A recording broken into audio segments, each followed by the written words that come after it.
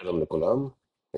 זוהי הצגה של סקריפט שיכול בעצם לעשות אקספורט ליאמל בצורה נקייה וללא מטה דאטה וסטטוס מיותר. נכון שאנחנו רוצים לעשות אקספורט לסיקרט מסוים, אנחנו מקבלים איתו מלא מטה דאטה. לדוגמה, בואו נעבור לפרויקט Open Shift לוגין.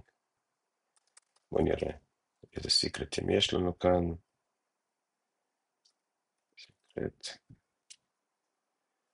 נגיד יש לנו את הסיקרט הזה. אם אנחנו עושים get secrets, אוקיי, bucket.jf מינוס, אני בעצם בתוך ספייס, מינוס o יאמל, לא לתוך test secret, יאמל, מה אנחנו נקבל?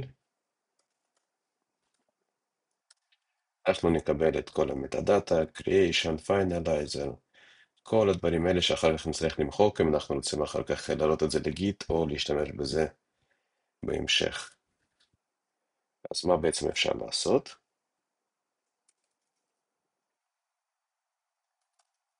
נתקן את המסך.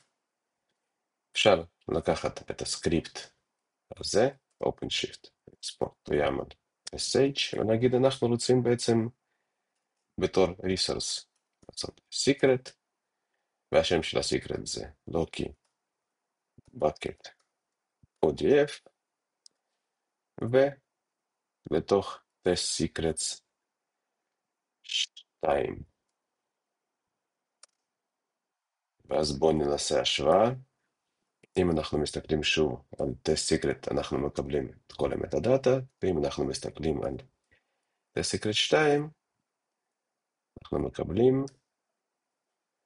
API version, data, secret ואת השם, כל מה שצריך כדי להעתיק, להדביק ולעשות apply.